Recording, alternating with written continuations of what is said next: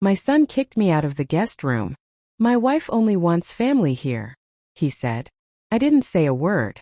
The next day I called my lawyer and rewrote my will.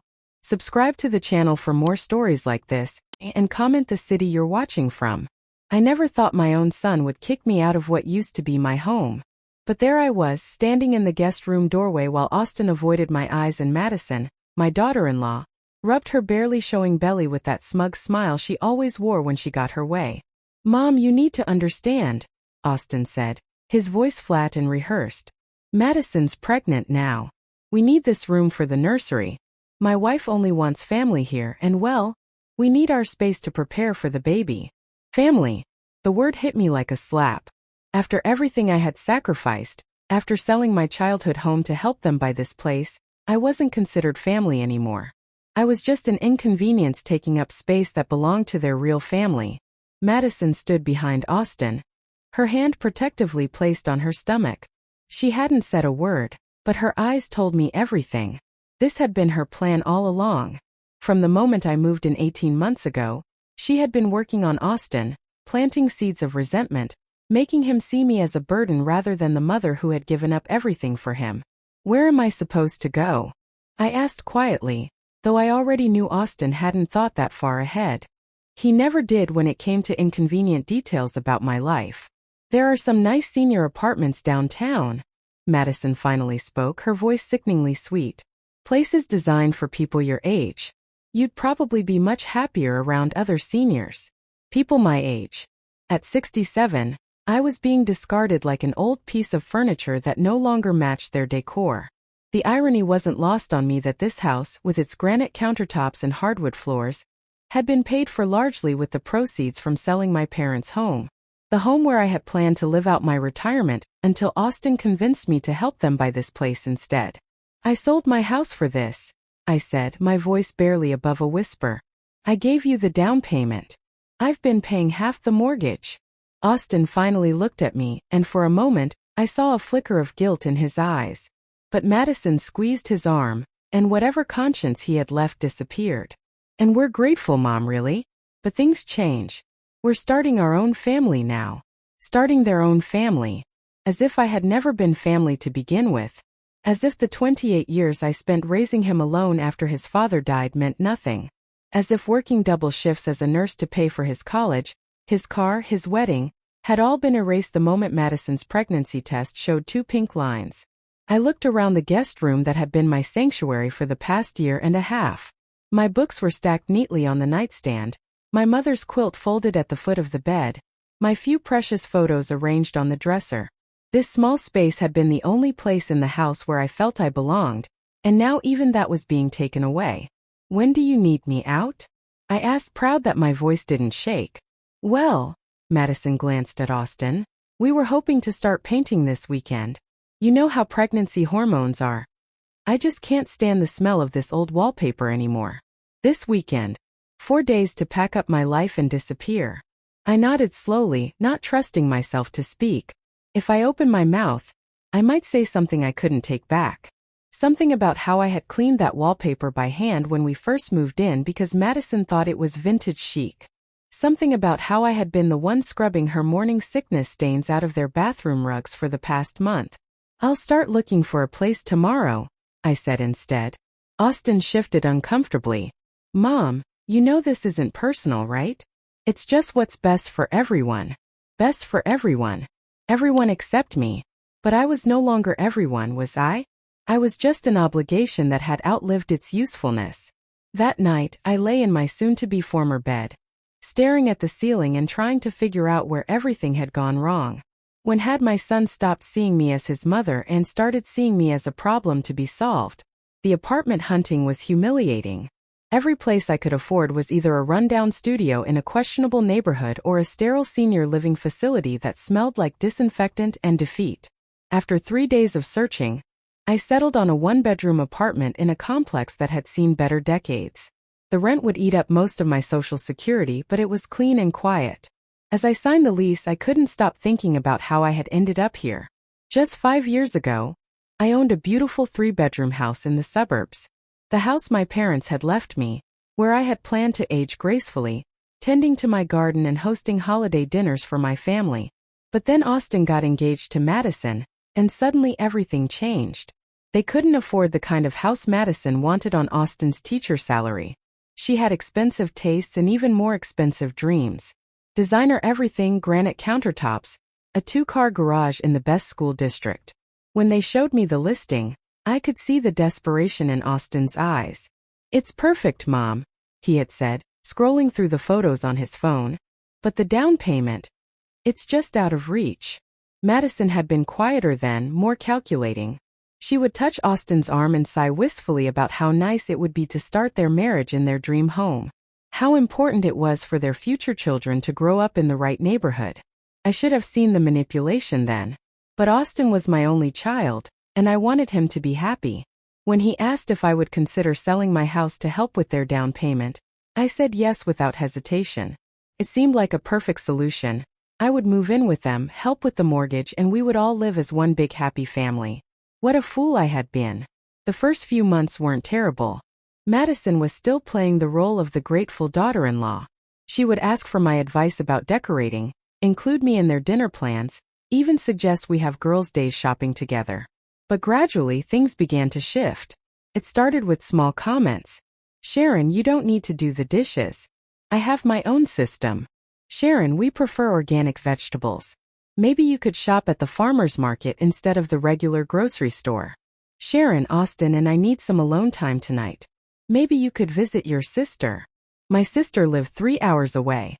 The visits became longer and more frequent until I felt like a stranger in the house I was helping to pay for. When I was there, Madison would find reasons to criticize everything I did. The way I folded towels, the TV shows I watched, even how I breathed too loudly at night. Austin noticed none of it. Or if he did, he chose to ignore it. Madison was pregnant now, hormonal and fragile, and every concern I raised was dismissed as me being oversensitive or not understanding what pregnant women went through. The truth was, Madison had been planning this from the beginning. She had never intended for me to be a permanent part of their household. I was just a means to an end, a way to get the house she wanted without having to work for it herself. Once I had served my purpose, I became expendable. As I packed my belongings into cardboard boxes, I found myself looking at each item and remembering when I had acquired it. The jewelry box my husband had given me for our 10th anniversary. The china set my mother had passed down to me. The photo albums documenting Austin's entire childhood. I paused at one particular photo, Austin's college graduation. He was beaming in his cap and gown, his arm around me. I remembered how proud I had been that day, how grateful he had seemed for all the sacrifices I had made to get him through school. Working overtime shifts, skipping vacations, driving a car that was held together with prayer and duct tape. "I couldn't have done any of this without you, Mom," he had said that day. "Everything I achieve is because of everything you gave up for me." Now, that same young man was watching me pack my life into boxes so his pregnant wife could have a nursery in the house I had made possible. Moving day was a blur of rental trucks and awkward silences. Austin helped carry boxes, but he wouldn't meet my eyes. Madison stayed in their bedroom, claiming the stress was too much for the baby. When everything was loaded, Austin stood in the driveway looking uncomfortable. "Mom, you know we'll visit, right? And you can come see the baby whenever you want." I almost laughed at the lie. We both knew Madison would never allow that. She had gotten what she wanted, the house, Austin's complete loyalty, and me out of the picture. The silence in my new apartment was deafening. After living with other people for most of my adult life, first with my husband, then briefly alone, then with Austin and Madison, the solitude felt suffocating. I would catch myself listening for footsteps in the hallway, for voices in the next room, for any sign that I wasn't completely alone in the world. Austin called exactly twice in the first month. Both times, the conversations were stilted and brief. He would ask how I was settling in, I would say fine, and then we would run out of things to say. There was no mention of visiting, no invitation to see their progress on the nursery, no updates about Madison's pregnancy beyond "everything's going well." The second call was different though. There was something in Austin's voice that I recognized. The same tone he used as a child when he wanted something but wasn't sure how to ask for it. "Mom, I hope you're doing okay over there," he said. And I could hear Madison's voice in the background, though I couldn't make out the words. I'm fine, Austin. Adjusting. That's good. That's really good. A pause. Listen, Mom, I was wondering. Madison saw this really beautiful crib at the baby store. And well, it's a bit more than we budgeted for. I was hoping maybe you could help us out. Just this once. Just this once. The phrase that had preceded every financial request for the past 10 years. Just this once, could I help with his wedding? Just this once, could I cover the down payment? Just this once, could I pay for Madison's engagement ring when his savings fell short? How much, Austin? $800. I know it's a lot, but Madison has her heart set on it. And with the pregnancy hormones, you know how she gets when she's disappointed. $800. Half of my monthly Social Security check. Money I needed for groceries and utilities and the handful of prescription medications that kept my arthritis manageable. I don't think I can swing that right now, I said carefully. Moving expenses have been pretty steep.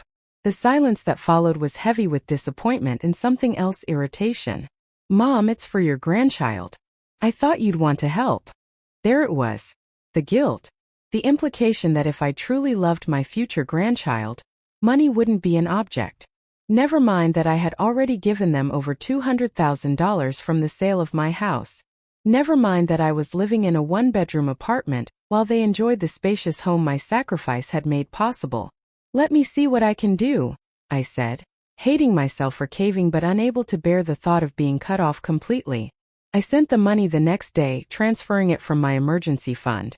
The fund I had hoped would cover unexpected medical expenses or necessary repairs. Austin's thank you text was brief. Thanks, Mom. Madison loves it.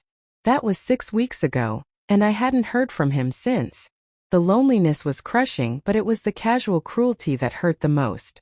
I discovered it by accident, running into our former neighbor, Mrs. Chun, at the grocery store.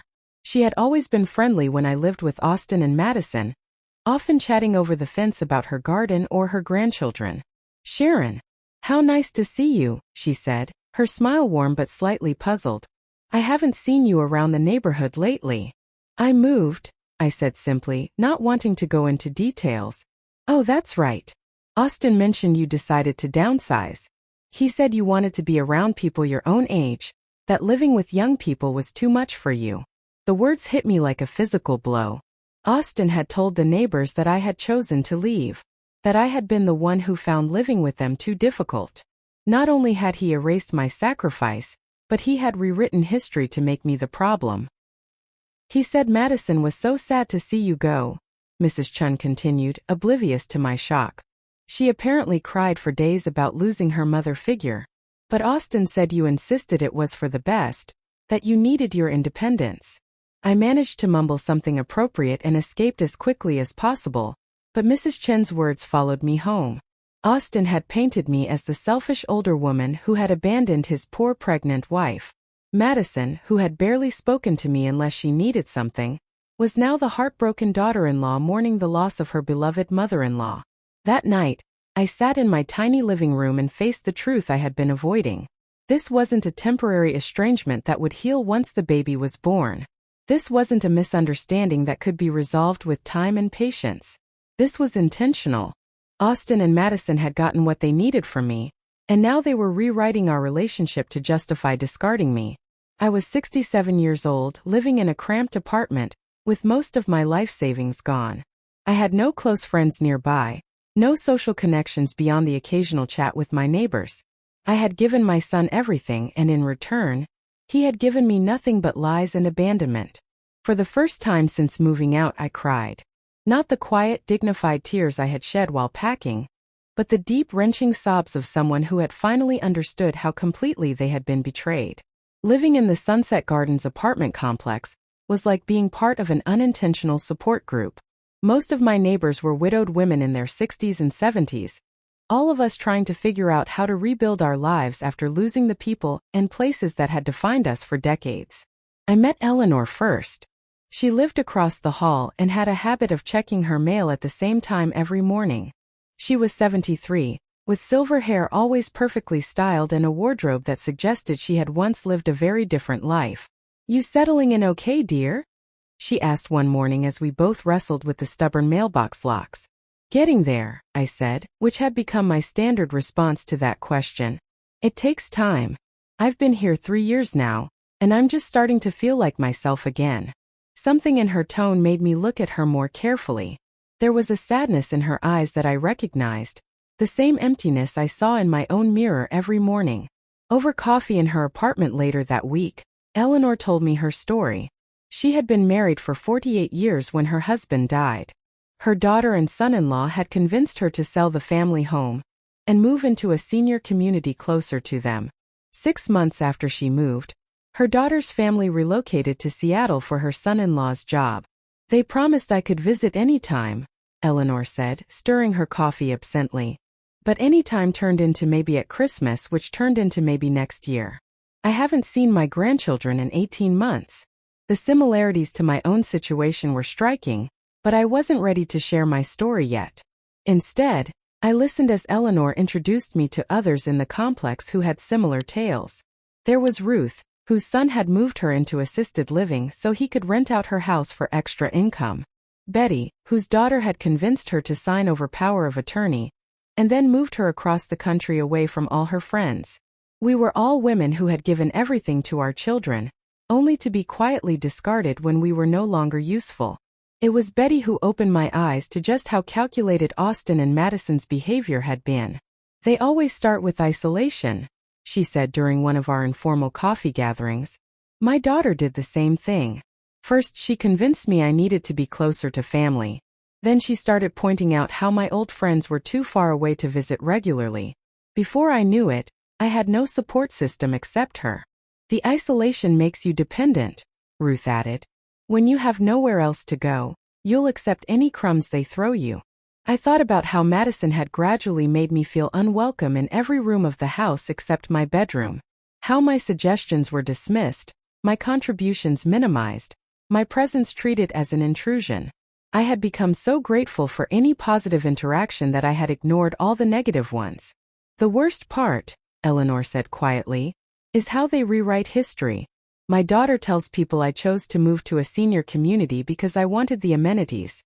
She never mentions that she promised to visit every week, or that I gave them $50,000 to help with their down payment. That afternoon, I sat in my apartment thinking about everything I had learned. Austin and Madison's behavior wasn't random or thoughtless. It was deliberate. They had followed a pattern that apparently many adult children used when they wanted to extract maximum benefit from their aging parents while minimizing their own obligations. The realization was both devastating and liberating. Devastating because it meant Austin's betrayal was even deeper than I had imagined, but liberating because it meant this wasn't my fault. I hadn't failed as a mother or become too difficult to live with. I had been systematically manipulated and discarded. That evening, I did something I hadn't done since moving out. I called Austin. Mom? Is everything okay? His voice was cautious, probably wondering if I was calling to ask for something. I'm fine, Austin. I was just thinking about you and wondering how Madison is feeling. She's good. Really good. The doctor says everything looks perfect. That's wonderful. And the nursery? How's that coming along? Great. Really great. Madison has it all planned out. She found this amazing decorator who specializes in nurseries. A decorator. They were hiring a decorator for the nursery I had been kicked out to make room for. The nursery they had asked me to help pay for. That sounds expensive, I said mildly. Yeah, well, Madison says you only get one chance to do it right. She wants everything to be perfect for the baby. Perfect. I wondered if Austin remembered that his own nursery had been my bedroom closet for the first 6 months of his life because we couldn't afford a bigger apartment. I had painted the walls myself with leftover paint from my father's hardware store and made curtains from clearance fabric. Austin, I said, my voice steady, I want you to know that I'm proud of the life you're building, and I want you to be happy. Thanks, Mom. That means a lot. I also want you to know that things are going to be different from now on. There was a pause. Different how? I'm not going to be available to help financially anymore. I need to focus on my own future. The silence stretched long enough that I wondered if the call had dropped. Mom, what are you talking about? I mean, it's not like we ask for help all the time. But they did ask. And I always said yes. Until now. The law office smelled like leather and old money, the kind of place I had never imagined I would need. But after 3 months of watching Austin and Madison spend money I had given them while treating me like a stranger, I knew what I had to do. Mr. Harrison, the estate attorney, was a kind man in his 60s who had handled my husband's affairs years ago. He listened patiently as I explained my situation, his expression growing more serious with each detail. "Mrs. Thompson, I have to ask, are you certain about this decision? Estate planning involving family members can be emotionally complicated." I had been certain since the day Austin called asking for money for a nursery decorator. The same Austin who hadn't visited me once since I moved out, who told neighbors I had chosen to leave, who acted like my financial support was his birthright rather than my choice. "I want everything to go to my grandchild in a trust," I said firmly. "Austin cannot touch it until the child turns 25. And there need to be conditions." Mr. Harrison raised an eyebrow. "What kind of conditions?" I had thought about this carefully. The child must demonstrate genuine care for elderly family members. If they abandon or mistreat aging relatives the way their father did to me, they lose access to the inheritance. The money should go to someone who understands the value of family loyalty. "That's quite specific, Mrs. Thompson. May I ask what prompted such detailed requirements?" I told him about Eleanor, Ruth, and Betty, about how many older women were being discarded by the children they had sacrificed everything to raise, about how Austin had rewritten our history to make himself look generous and me look needy. "I want my grandchild to understand that family means more than just taking what you can get," I said. "If they grow up to be like their father, they don't deserve what I've spent my lifetime building." The paperwork took 2 hours to complete. Mr. Harrison explained every clause, every condition, every consequence. When Austin inherited nothing, when he discovered that his child's inheritance came with requirements about treating elderly family members with dignity, he would finally understand what he had lost. "Your son will likely contest this," Mr. Harrison warned. "Let him try. I'm of sound mind, and I have excellent reasons for my decisions. Document everything we've discussed today." A week after signing the new will, Austin called. I almost didn't answer, but curiosity got the better of me. "Mom, Madison's been having some complications. Nothing serious, but the doctor wants her on bed rest for the next month." "I'm sorry to hear that. I hope everything works out." "Yeah, well, the thing is, we were hoping you could help out. Come stay with us for a few weeks. Help with cooking and cleaning while Madison rests." The audacity took my breath away. After kicking me out so they could have their space, after months of treating me like I didn't exist, they wanted me to come back as unpaid help when it was convenient for them. "I don't think that would work out," I said calmly. "What do you mean?" "Mom, Madison really needs help right now." "Then hire someone. I'm sure that decorator you hired for the nursery can recommend a good housekeeper." Austin's voice sharpened. "Mom, this is your grandchild we're talking about. And when that child is born, they'll have 2 parents to take care of them. Parents who chose to exclude me from their family. That's not. We never excluded you. You chose to leave." There it was. The lie he had convinced himself was true. Austin genuinely believed his own rewritten version of events. "Austin, I didn't choose anything. You and Madison kicked me out to make room for a nursery. You told the neighbors I decided to downsize because living with young people was too much for me. You've called me twice in 4 months, both times asking for money." "Mom, you're being dramatic." "No, Austin. I'm being honest. And here's some more honesty. I won't be available to help anymore. Not financially, not practically, not emotionally. You made it clear I'm not part of your family." The silence stretched so long I thought he had hung up. "Fine," he said finally, his voice cold. "If that's how you want it, fine. But don't expect us to come running when you need help someday." I almost laughed. When had they ever come running to help me? When had they ever offered anything except requests for more support? "I won't," I said. "Goodbye, Austin." After I hung up, I sat in my quiet apartment feeling something I hadn't experienced in months. Peace. For the first time since this nightmare began, I had taken back control. Austin and Madison would have to figure out their problems without using me as their solution. 3 days later, Madison gave birth to a healthy baby girl. I found out from a Facebook post shared by one of Austin's coworkers that a mutual friend showed me. The post included pictures of the proud parents and dozens of congratulatory comments. No one mentioned me, the grandmother who had made their perfect life possible. I stared at the photo of my granddaughter, beautiful, innocent, completely unaware that her parents had destroyed their relationship with the woman who would have loved her unconditionally. Maybe someday when she was older, she would understand why her grandmother had to make such a difficult choice. For now, I had done everything I could to ensure that she would grow up understanding the true meaning of family loyalty. 2 years passed in relative peace. I built a quiet life in my small apartment, formed genuine friendships with Eleanor, Ruth, and Betty, and discovered that I was stronger than I had ever imagined. The pain of Austin's betrayal had faded into a dull ache, manageable and familiar, like arthritis on a rainy day. I learned to be content with my own company, to find joy in small things like morning coffee with Eleanor or afternoon walks around the complex. I volunteered at a local food bank, where my nursing background proved useful, and I discovered that helping other people who had been forgotten by their families gave my life new purpose. Austin never called again after our final conversation. I saw pictures of my granddaughter, Emma, occasionally on social media when mutual acquaintances shared them. She was beautiful, with Austin's dark hair and what looked like Madison's green eyes. I wondered if she would inherit Austin's selfishness, or if she might grow up to be better than her parents. Then, on a Tuesday morning in March, everything changed. I had been feeling unusually tired for several days, dizzy when I stood up too quickly, short of breath when climbing stairs. At 70, I expected some decline, but this felt different. When I fainted in the grocery store, Eleanor insisted on driving me to the emergency room. The tests revealed what I had feared, but hadn't wanted to acknowledge. My heart was failing, not immediately life-threatening, but serious enough to require significant lifestyle changes and regular monitoring. The cardiologist, a young woman who reminded me of myself at that age, was gentle but direct. "Mrs. Thompson, you're going to need help managing this condition. Do you have family who can assist with medical appointments, medication management, that sort of thing?" I almost laughed.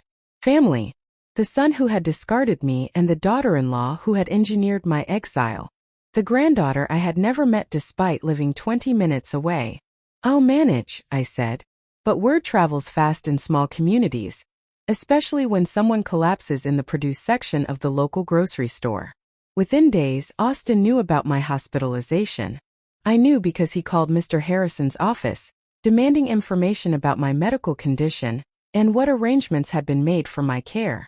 Mr. Harrison, professional as always, informed Austin that he was not listed as my medical power of attorney, and therefore not entitled to any information. Austin's response, according to Mr. Harrison, was immediate.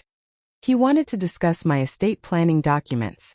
"He seems to believe he should have access to your financial information," Mr. Harrison told me during a call. He mentioned something about needing to prepare for responsibilities he might need to take on. I knew exactly what responsibilities Austin was worried about. He wasn't concerned about my health or my well-being.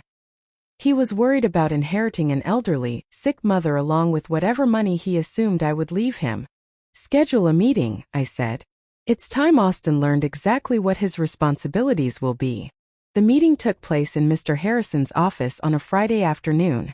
Austin arrived alone. Madison was apparently too busy with Emma to attend a meeting about her mother-in-law's future. Austin looked older, more stressed. The carefree young man I had raised replaced by someone who carried the weight of responsibilities he had never had to handle alone. "Mom, you look," he started, but I cut him off. "I look sick, Austin. Because I am sick. Heart failure, if you're curious about the details." His face paled slightly. "The doctor said it's manageable, right? I mean, you're not dying tomorrow?" "No. But I'm 70 years old with a serious chronic condition. Which brings us to why we're here." Mr. Harrison opened the file containing my will and spread the documents across his mahogany desk. Austin leaned forward eagerly, probably calculating how much his inheritance might be, and whether it would cover the expensive lifestyle he and Madison had built. "Mrs. Thompson has made some specific decisions about her estate," Mr. Harrison began. "Austin, you should know that you are not named as a beneficiary in your mother's current will." The color drained completely from Austin's face. "What do you mean?" "I mean that when I die, you will inherit nothing," I said calmly. Everything I have will go to Emma in a trust that you cannot access, control, or borrow against. Austin's mouth opened and closed like a fish gasping for air. Mom, you can't be serious. I'm completely serious. And there are conditions attached to Emma's inheritance. If she follows your example, if she abandons elderly family members or treats them as financial resources rather than people, she loses access to the money. This is insane, Austin said, his voice rising. I'm your son. I'm your only child. You were my son, I corrected. But sons don't kick their mothers out of homes they helped buy. Sons don't lie to neighbors about why their mothers left. Sons don't disappear for months at a time unless they need money. Austin turned to Mr. Harrison desperately. She's sick. She's not thinking clearly. This can't be legal. Your mother is of completely sound mind, Mr. Harrison said firmly. She's thought through every aspect of these decisions. The will is ironclad. For the first time since he had asked me to leave his house, Austin looked directly at me with something approaching desperation. Mom, please. We can work this out. Madison and I. We made mistakes. But we can fix this. No, Austin. You can't.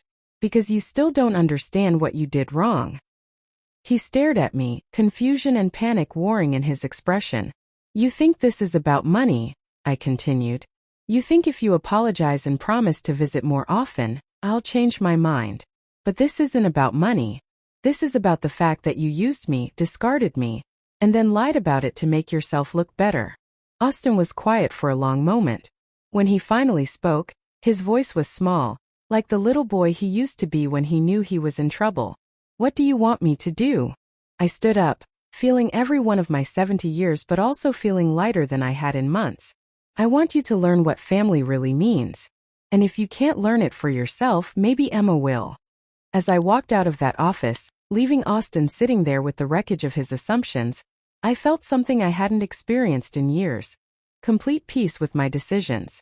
I had finally taught my son the most important lesson of all, that actions have consequences, and some choices cannot be undone.